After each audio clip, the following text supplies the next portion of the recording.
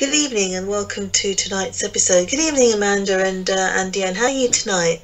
Interesting. Confused. so Colleen, we come up with two topics. Amanda's confused. I'm saying interesting. Right. So, how are you?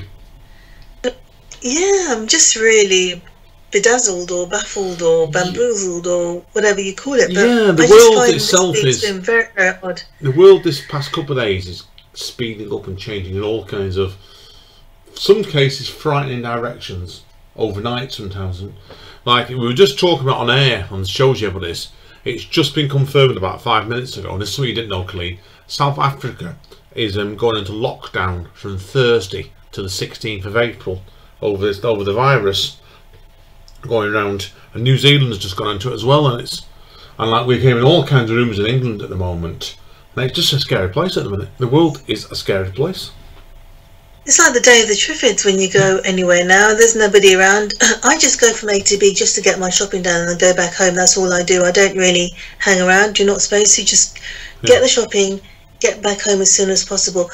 But there are still others on the streets, which is so bizarre. It's not so many, but there's still some on the streets. There definitely is. At the moment, as I'm talking, I'm still working in my office at the moment, but my hours have been reduced because of public transport, because they've cut the public transport down in Manchester to vastly reduced from today, and it shows you normally. You know what time do I normally get up, Amanda? You're normally up just before 6. Yeah, I'm at the house 6:10 in the morning. Because of the straight to public transport now, there's no point me leaving before 8 o'clock, and I'm getting in work for about 9:30, because that's the earliest I can get in, and then because of health I'm having to leave at 3 o'clock, and I'm back home for just after 4. It's absolutely just scary times, put it bluntly. So now what I'm going to talk about today to everybody is, and we've just been talking off mic and Colleen, haven't we, trying to tell people what things you can do if you end up being say you're stuck at home for 3 months. Like I probably will be shortly. Now, Colleen, have you heard of a package called Zoom? No, never. Zoom is it's going to be very popular, this one, because it's one a moment. So people will know me and Amanda and our friend Steve run a poetry open literature what do you call it, spoken word, don't we? Spoken word open mic night in South Manchester. And because all the pubs and bars have now shut, we've actually going to be doing that, Colleen, on Zoom next month. And it's a video conferencing package where you can actually have 100 people ringing in, so you can like run an open mic night, and that you can, would you believe? So does it cost the ringers in any money? Nope, doesn't cost them at all. They can do it for free. We can do it for free, but I'm probably going to take a subscription out of it to stop it for various reasons. But it's only about £11 a month, so. And considering my gym membership's just been suspended because the gyms are closed, I've used my gym money on that. So that's why. But it's interesting, Colleen, this, because Zoom. There's a friend of mine and Amanda's, I'm not going to name. She runs a scout troop in Duckinfield. Yeah. And she's actually running the scout troop through Zoom now, she is, would you believe? It sounds really interesting. So you're going to be doing your performing poetry on Zoom rather than on stage now. Yeah. Then we may never be able to go on the stage for the next 18 months. That's the thing. Potential. So yeah. Potentially. You just don't know what you're going to get, because we had a really nice little venue we did in Stretford, at the Sip Club in Stretford, and I've been chatting to the landlady online about that past day or so, and she's got funding in place to keep the bar surviving. But you think really, with a lot of the shops that are shutting now, and we said to off mic before, the shops are now closing today indefinitely for the moment.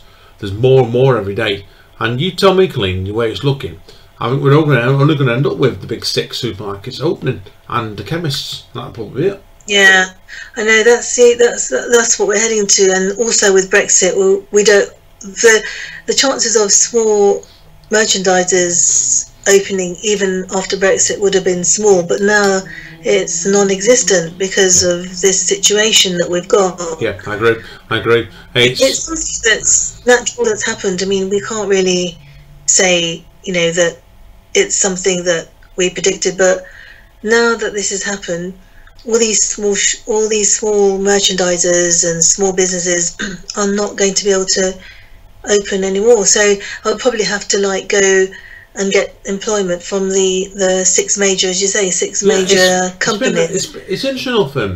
On this, was it Morrison's, Amanda? Wasn't it? I don't know. You found it the other day. Morrison's advertised all the temporary jobs. Yeah. Was it because Morrison's announced online? You saw this, Amanda, more than me first, didn't you? What was it? I was going to apply to Morrison's, but it was all like in Bolton and Stockport, and I was thinking if the buses get taken off, I can't get there. Yeah, but what's going on, guys and girls, obviously, like, is we both know, and you know, I'm sure you must know this, Colleen, quite a few people are self-employed in whatever field they are, and like, we know an awful lot of writers and artists, the revenue's completely just dried up. Yeah, that's what it's been like for me. That's why I was desperate enough to apply for Morrison's. That's why, because my job's fairly stable at the moment, and I can afford to keep us both going, but it's not, can't last forever the way things are going. So, well, what's state of play with your job like at the moment, Colleen? Then, have you been really busy this week? Have you? No, it's been really quiet. So, you know, like as I say, so with a lot of residents and those who are citizens in the UK, they have to think about applying for only the major big companies and not the medium one, because if you start applying for smaller companies, the chance of you working for a long time isn't going to be high. So it's best to like go for the larger companies only. And also with retail, it's I don't know if you worked in retail, but it's not an easy field. You know, you really are expected to do more than your fair share of work. And some people think, oh, you know, I'll just go in there and just do a bit because it's a big company. It doesn't work like that. You've got you know, you've got security cameras on you every minute. There's one in every aisle. They will see how much the employee does, and then they have the targets to look at. It's not an easy field. I think the best one, I think, is just office. Like you can go, you know, call centres. They're really good.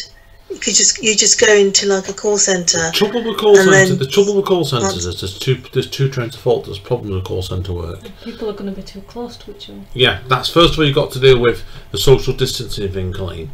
And call centres by nature cram you together. They do. They come like hens and what do you call it? What do you call it? Hens and I know what you mean. Yeah.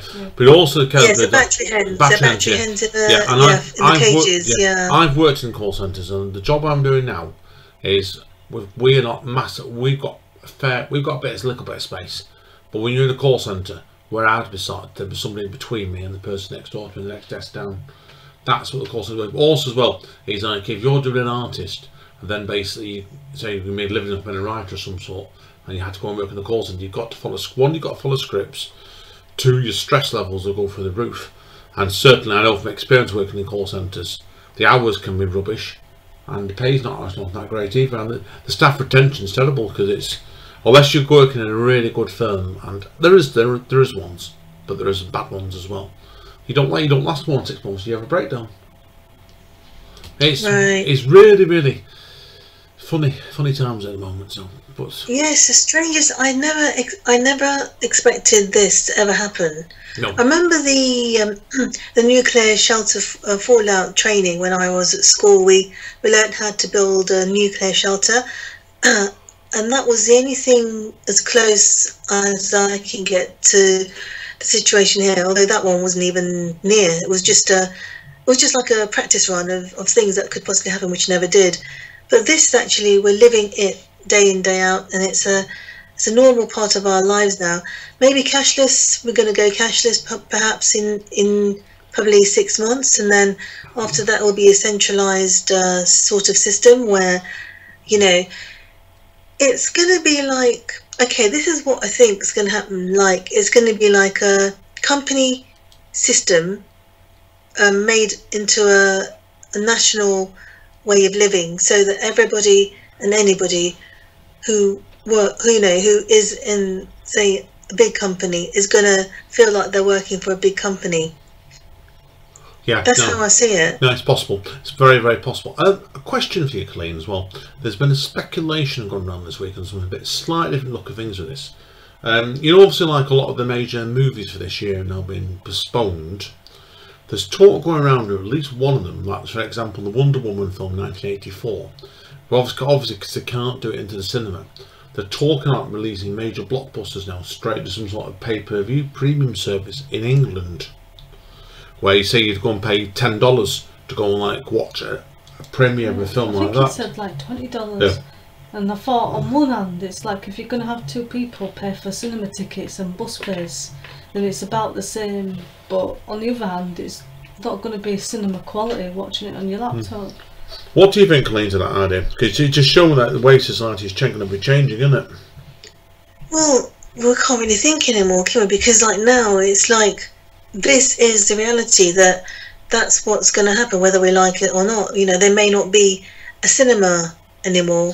There may not be like, you know, like a place where you can go and meet, you know, perform anymore because of the fact that this has happened. So it's going to take at least 2 years, maybe more, to find the cure and then possibly, you know, get everything normalised. And by that time, the whole system will have gone cashless, and then there'll just be like just big companies in operation, and then we have to like look at how then the job structure is going to change, where you may think, right, you know, some may want to set up a small practice as an accountant. That won't be the case anymore. They'll have to work for a big company. And as with big companies, literally that person has to do exactly what the hierarchy says. Like, you know, they have to work from 9 till 5. If they don't want to do it, then they have to find another company. But then there'll only be 6 big companies in operation. So if that person doesn't find the hours or the way of working suitable in one, they've only got 5 more choices, and they've got to find, you know, they've got to find a company where they think, okay, they have to compromise. I mean, like, you know, they think some people probably think working for a big company they can do what they like because nobody will see what they do, but that's the complete opposite. When a person works for a big company, they're more scrutinized than a person working for a small one, because with a small one, they can say, okay, I'm doing say for example a person works in a small office where they do marketing, so the person can say, right, I'm doing some phone calls this morning, then I'll catch up on the you know, the marketing results in you know, after lunchtime. Then I'll go over to the small department that does selling, so they can like jump from one thing to the other in a small company, and then that's fine because they haven't got CCTV to look at what the person does. But with a big company, they have to stay in that one department, but within that one department they've got about 10 cameras on the person, and then they've got, you know, at the end of the day they've got the managers and team leaders on their case. Big Brother society, unfortunately. That's why. So, but you think it's been literally, you can argue that came up originally from the big program Big Brother, didn't it? And also 1984, the Orwell series as well, book as well. So yeah, so when I was at school, we read Brave New World, Aldous Huxley's Brave New World, and George Orwell's 1984, and this is exactly what the system is like now. So they predicted, say, 30 odd years ago, exactly what's happening now. Yeah, I agree. There's a lot. I don't want to get into politics. I've kept off politics on this one completely, but we're looking at the society structure. So someone knows me, I keep off politics at all and get involved in. Yeah, I know. I'm very careful what I say on purpose. What do you think, Amanda? What's your opinion on this? I think however much things change now, when things go back to normal, as in like health-wise, it's going to be hard to reverse everything. Yeah, I think it is. We've had a big change now, and it's clear to the Amanda, it's going to take 2 years. So it's 2 years to change. It probably will do. But there's another prediction going on where what's gone down here is society may take 20 years to recover from this. That's why. But and then you've got to deal with all the attitude towards. See, I mean, like you just heard a siren. Yeah, it could be like an ambulance going to a house. It's 15 minutes, Colleen. Yeah. So yeah.